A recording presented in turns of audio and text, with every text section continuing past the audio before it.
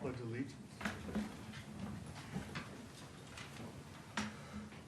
I pledge allegiance to the flag of the United States of America and to the republic for which it stands, one nation, under God, indivisible, with liberty and justice for all.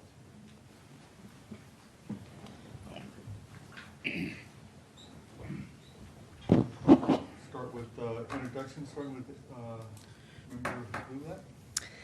Amy Bublak, city member. Jim DeMartini, county member. Mike Van Winkle, city member. Brad Hahn, alternate public member. Richard O'Brien, alternate city member. Javier Camarena, Assistant Executive Officer. Sarah Lytle-Penny, Executive Officer. Thomas Bowes, County Counsel's Office. Jennifer Goss, Commission Clerk. Okay, moving to item 2, public comment. Anybody that would like to speak on anything that's not on the agenda, now is the time. Danny. Good evening. Thank you, Commissioners. Mr. Whittle, glad you could hear me. I'm here tonight to speak on an item. Sarah tells me it's on the agenda, it's not really open for public comment, but being I'm public in its comment period, I'm going to speak address to it, please. It's regarding the Riverbank request to expand the city. And while I understand that that is moving forward and it seemed to be a very good plan, the problem is not on the possibility of the annexation of the primary area. The problem is, a year and a half ago, 2 years ago, when it was before this body, and it was approved irregardless of the map we looked at that was on this board. The map showing that it was solid prime farmland to the west side of Riverbank and a mixed of different conditions of farmland to the east. So that condition, I don't believe, was adequately reviewed at that time. Nonetheless, it was approved for the primary, I guess, and then what I think is almost absurd, the secondary that goes all the way to McHenry Avenue. I only say that because I've been following this process for almost 40 years. And it's critical to start to stop.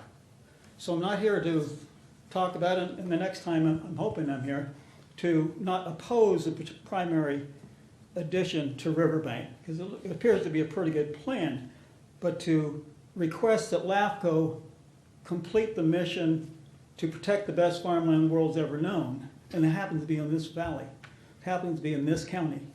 As Vince Kennedy says, it took 3.5 million years for the granite rocks to come off of that mountain and come down in this valley and spread all over this fertile soil and be able to retain the kinds of nutrients and ingredients the farmer puts into the soil so that it can last for a period of time while the plant is growing. It's really critical that we start to stop to protect the best farmland.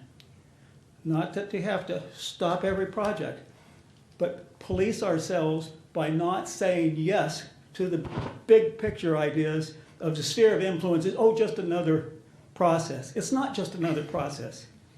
It's something in which you kind of put a line in the sand and you say, yeah, that's a good idea to plan to take that farmland. It's not a good idea. I hope you stop doing that. And when this comes up, whether I'm here or not, please do not go beyond the primary sphere request that Riverbank has done. Thank you very much. Okay, thanks, Danny.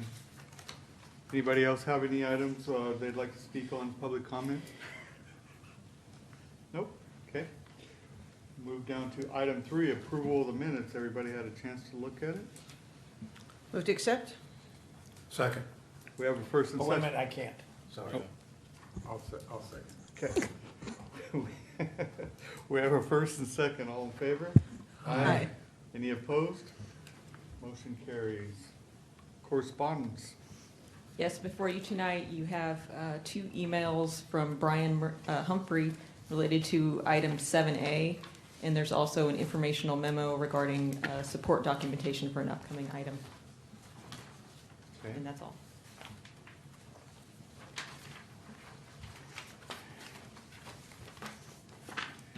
Anybody have declaration of conflicts tonight or disqualifications? Nope. Moving on to consent item. Anybody would like the item pulled for discussion?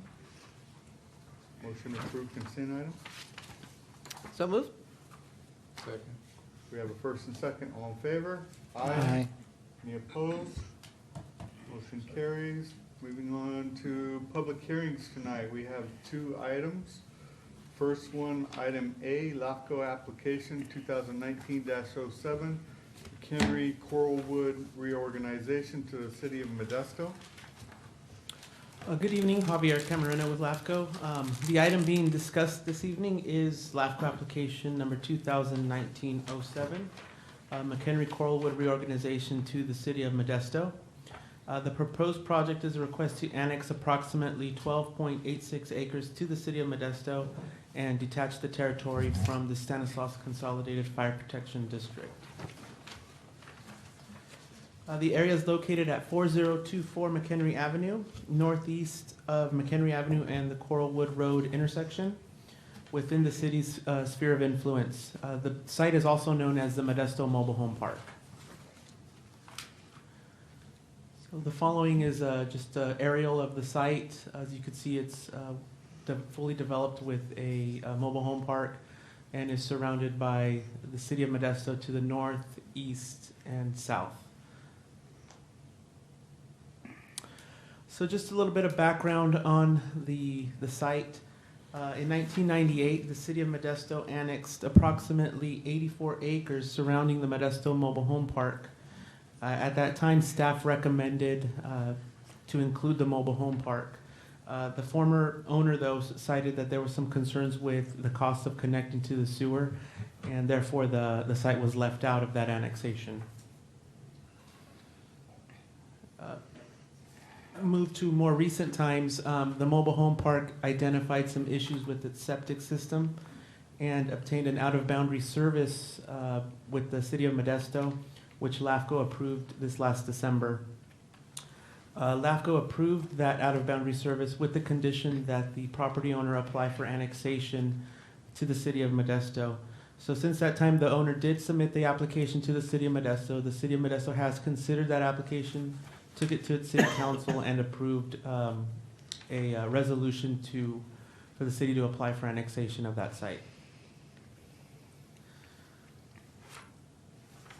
State and commission policies both encourage the elimination of islands and provides a streamlined island annexation process for certain proposals.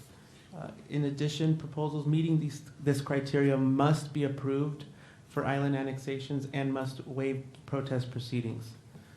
So the next slide goes over that criteria. The criteria includes that the annexation is proposed by a resolution by the affected city.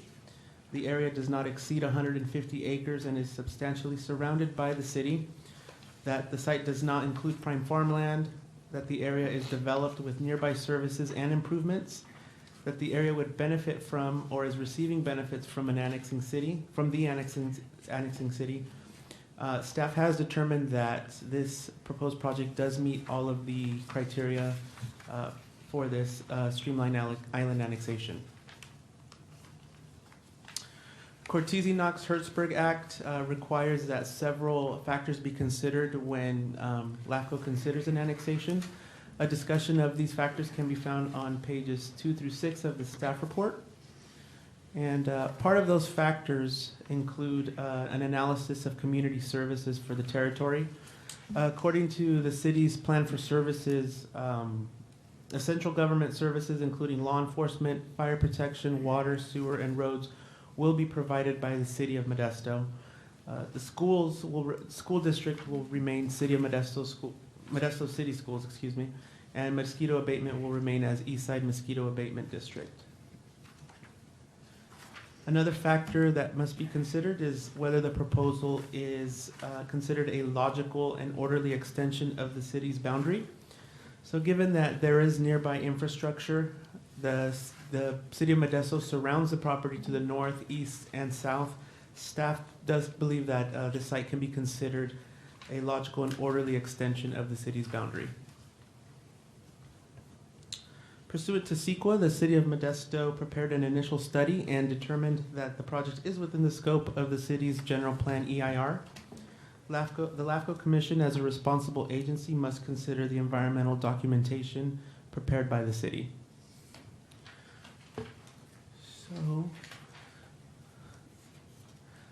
So for the commission's action, as mentioned previously, section 56375.3 of Government Code requires that the proposed annexation must be approved and protest proceedings must be waived.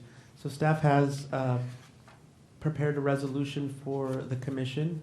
It's attached to the staff report, and that resolution, what it includes is it finds the proposal consistent with state code and LAFCO policies and procedures, determines that the proposal meets the island annexation criteria, certifies consideration of the CEQA documentation, waives the protest proceedings, and approves the LAFCO application number 2019-17, McHenry Coralwood reorganization to the City of Modesto.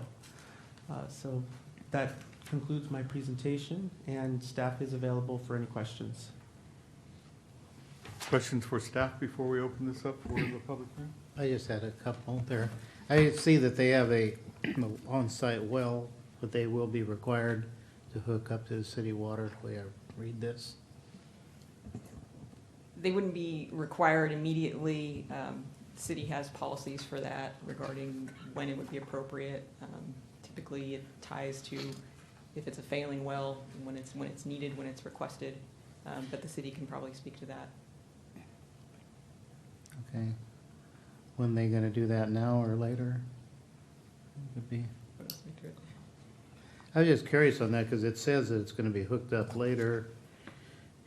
Mentions a 10-inch line, but there was not a timetable on it. That would be the ultimate goal. Good evening. My name is Paul Liu, City of Modesto Planning. There is no requirement to hook up. It will only be based on the need of the property owner. If the water system, the tank fails, the pump fails, then they will want to connect, and that's when the connection will be exercised.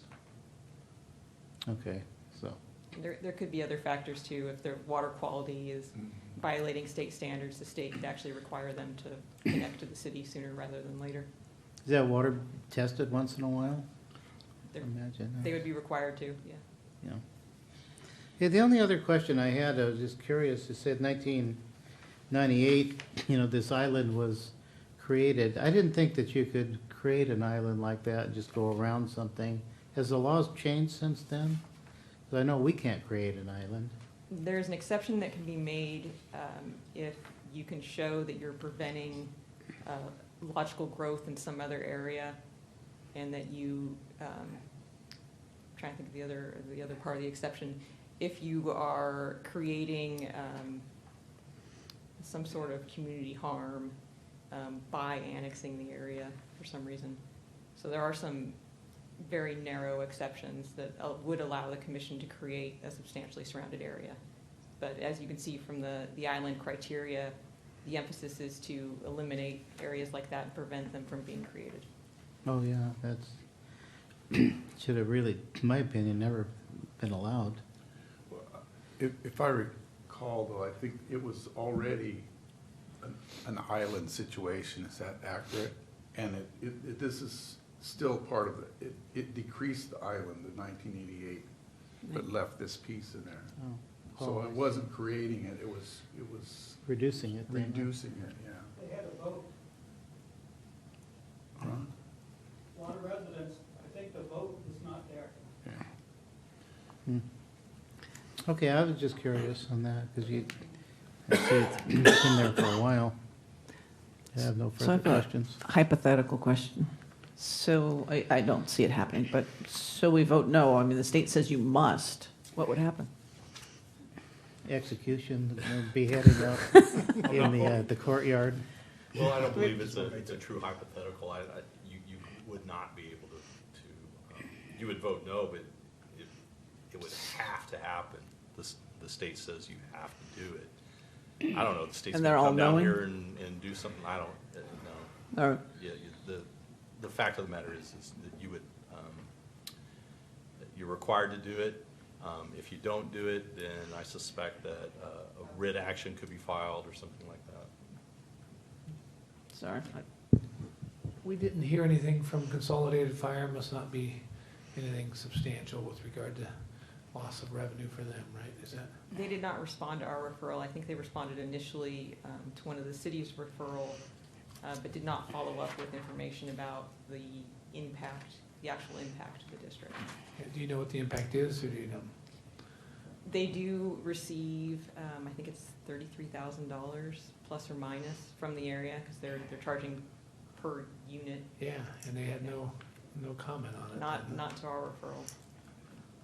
Okay, that's why they're in the trouble they're in. You missed a The conversation other portion earlier. of that, though, too, is that with the island provision, we believe the commission really doesn't have the choice to exclude or include. It's a reorganization action, so that the detachment is part of the deal. It's not something that could be modified. Negotiated, there's no negotiations there to try to, okay. I'm just kind of surprised that they're not required to hook up to water since they're being annexed into the city, and it's just It's just a kind of, policy decision by the city. yeah.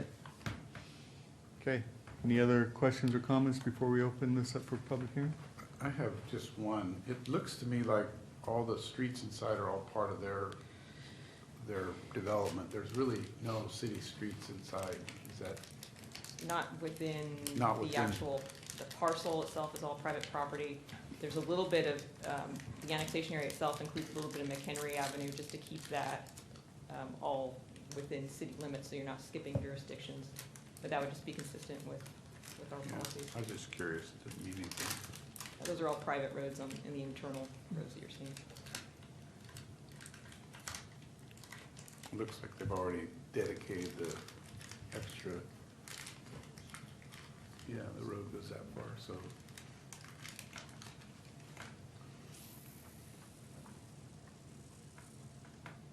Good. Okay, we'll go ahead and open this up for public hearing. Anybody would like to come speak on this item? I just want to make myself You wanna available. come up? I don't really need to necessarily speak unless you have a question. My name is Margot Rowan. I represent the property owner of Modesto Mobile Home Park, and I just want to let you know I'm here if you have any questions regarding anything. Any questions? Process, why we're here. Any questions for? No? So why, you decided not to hook up to the water from the city for any particular reason for that? Well, our well system is fine. The reason that we got to this point is because our sewer system started failing, and we initially, and still to this day, wanted to hook up to city sewer through an outside services agreement. It was not our choice to annex at this time, but that was made a condition of us hooking up to city sewer.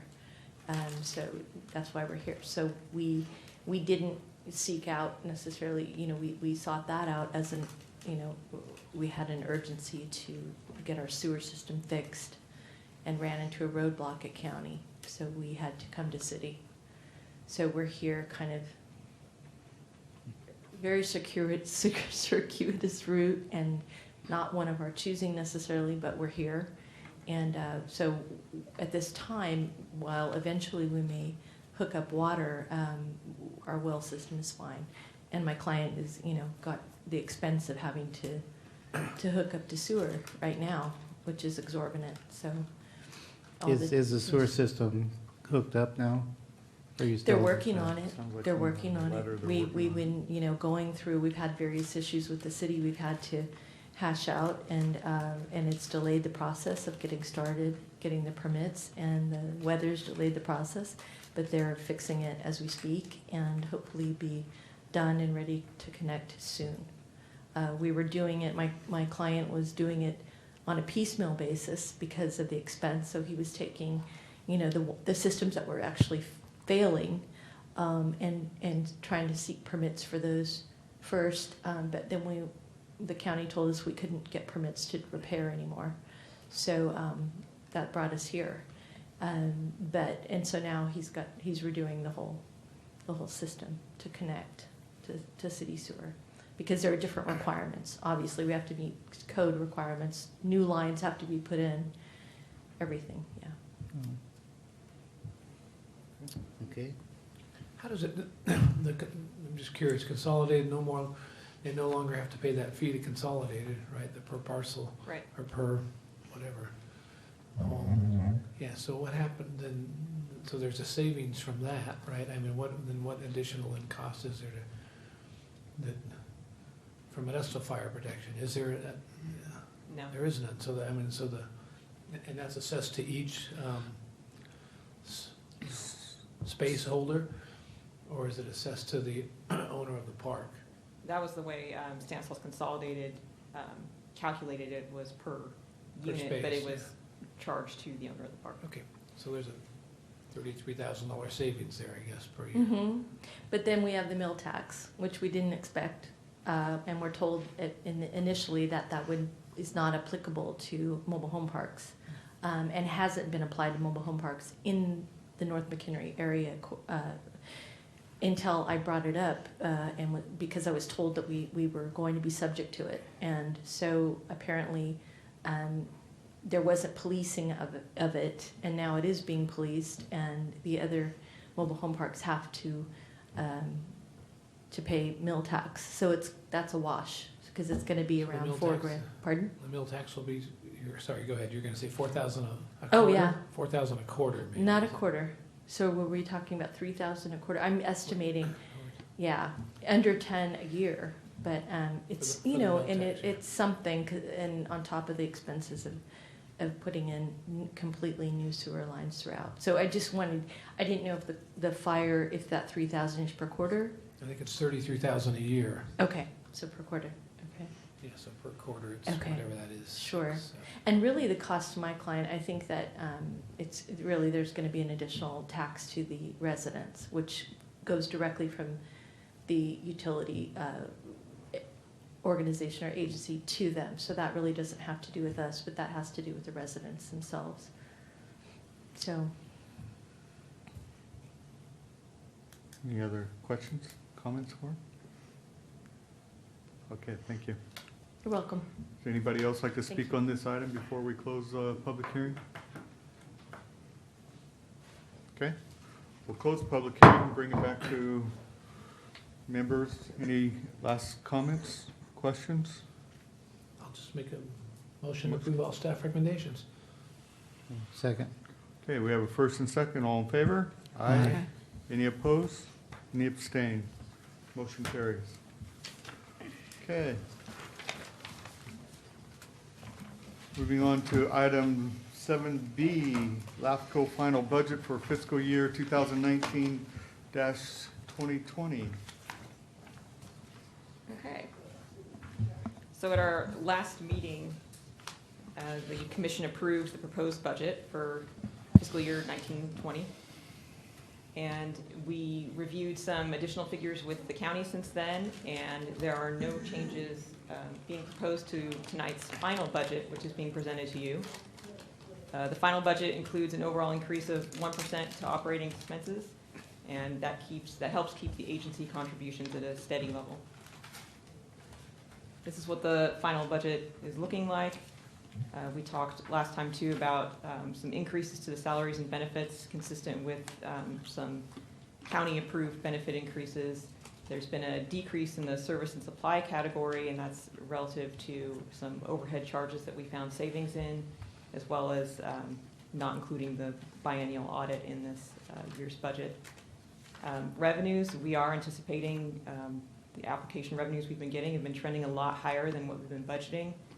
This year, we'll probably receive over $30,000 in application revenues, so we're being a little conservative about it, but we're estimating at least $20,000 in revenues for next year, and we may go beyond that. We'll also end up reporting to you what the final closeout was from this year, and it may actually go higher than that. We also went over last time sort of what the agency contributions have been doing, and I've been sort of warning previously that our reduced reliance on fund balance is going to be bringing the agency contributions back up to what the LAFCO operating budget is. We kind of got away with this year this proposed year being relatively flat, so we're not actually seeing that impact, and maybe won't see it until the following fiscal year. Included in the staff report were some estimates of what the charges were going to be to the funding agencies. And this just gives you kind of a visual of how the city and county are charged for LAFCO's budget. The county always gets that 50% share. City of Modesto usually has a large share as well. This is based on the city's proportionate amount of revenues. So City of Modesto always ends up with a large chunk. The smaller cities tend to fluctuate a little bit. So although I'm saying that the contribution levels are relatively level, a city like Ceres, you'll see in our chart, their contribution has actually gone up a little bit, maybe relative to City of Riverbank, had some savings this year. So those still will fluctuate a tiny bit, even though our budget remains flat. So our recommendation for tonight is to adopt Resolution 2019-10, which would approve the final budget. It also directs staff to provide notice to the funding agencies of the adopted budget, and then the county auditor will apportion the final amounts and collect the net operating expenses. That's all I have, and if you have any questions of me, I'm available. Questions? Comments? I could, Sarah, just if we go back to the couple pages back, we've got final budget fiscal year 1920, and you've got the comparison there, you know, adopted budget for 1819 and estimated year-end 1819. So it looks like we ended up, I'll let you get back to this. I don't know if you see that spot. I don't know how many pages back. 1, 2, 3, 4th page back. You don't have that? I don't think I have the larger. Are you looking for the? You're looking for the where we're going to be estimated at the large chart. It's a detail. It's kind of the detail one. Yeah, that one. You don't have that one? It's in your report, but it wouldn't fit on there. Yeah. Oh, okay. So no big deal. I'm just looking at the what we. So it says estimated year, and so that's not the actual numbers. It's what it's. I know we still got a month or so to go. It's not the actual, but it's up until, you know, what we have right now, and then kind of with the trends. Okay, so it looks like, it looks like we're gonna end up with whatever, 13,000 less in expenses than we thought, based on what you're showing here. And then on revenues, I just wasn't sure, it showed 488 versus, I'm not sure the, so it looks like we were gonna use some right. Fund balance that we didn't end up having to use probably, right? Right. And that's what we've been trying to do, is sort of gradually drain down that fund balance, kind of offset the contributions a little bit. But didn't we refund a few years ago some of the excess fund balance? Yes. Everybody got a check too. A very large amount. So that little bit of fund balance that we end up giving back is ending up being kind of the savings from the prior year, whatever we didn't expend, plus any additional extra application revenue. Yeah, okay, good. Very good. All right, so you didn't need that sheet. Didn't need it. Any other questions or comments? Move to approve. Have a motion? Second. We have a first and second. All in favor? Aye. Any opposed? Motion carries. Moving on to item 9, commissioner comments. Member Blueblatt? Start with nothing. you. Wait, we should go back and open it up for public. Oh, I'm sorry. Yep. So we'll open this up to public hearing. No, nobody, so we'll close public hearing. Now we can take a motion. Do we want to redo the motion? Or- I would do so. Yeah. So we're starting over. Yeah. Groundhog Move Day. to approve. I spoke too soon. Now I don't want to second it. Okay, second. I guess we're doing them all again one time. All right, now we have a first and second. All in favor? Aye. Aye. Any opposed? Motion carries. Thank you. I don't get to vote very often, so I'm a little bit anxious here. You were on it. You were moving. Yeah. I got it twice. Nothing? Jim, you got any comments? I have nothing, Any couldn't be comments better. down this way? None? Nope. So I have no additional matters. So executive officers report? Yes. So on June 19th at 6 p.m. here in the chambers, we'll be co-hosting a governance best practices training with CSDA for special districts. So we've actually invited all the special districts to come out. It's a free training for them, which is a rare occasion. Normally they charge $60 to $100 for them to get training. So we're, with the county's help actually too, providing a free training for them. That's great that the county stepped up to, that's good, just want to make sure we know that. Yes. We are thankful for that. And then upcoming items for the June meeting, you saw the informational item. We do have the Crossroads West annexation scheduled for June, and it does have a lot of support documentation with it. So we've already got that posted online, and our public hearing notices will also be going out pretty soon for that. And then we have an upcoming out-of-boundary service request in the Ceres area, and that's all I have. May I ask a question on that? Sure. Why aren't special districts represented on LAFCO? So they have to vote to pay a portion of LAFCO's budget. And we've had workshops a few times where we've invited special districts to come out, and we have what we do is we estimate out how much it would cost them to join in on LAFCO. And usually that's the kicker, is that they don't want to contribute necessarily for the service that they're getting now for free. And when we did break it down, a lot of the smaller districts to be part of LAFCO, they were paying very small amounts, but any extra hit on their budget was not a favorable idea to them. I think we had it worked out where MID and TID and OID were probably paying the lion's share if they were to join in, but.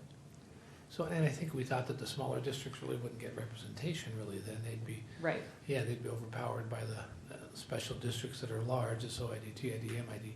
Yeah. And so it would really just be for their benefit, not for the benefit of the smaller special districts. I think that's Right. what the thought process was. And we have about 50 independent districts, so it's difficult to get them all, majority voting in favor of something, especially something that's going to add to their budget. Like herding cats. Is the majority based on one vote per district, or is it based on the size of them? I believe it's just one vote per district. So Yeah, that would make it easier to do if they wanted. yeah. As I recall, the MID and TID were paying almost 2/3 of the bill. They didn't want to be in because they weren't interested in LAFCO. And the fire districts wanted to be on the board, but they weren't paying hardly anything. Yeah. And the utility companies didn't want to pay, so it just never went anywhere. Okay. Okay, meeting adjourned.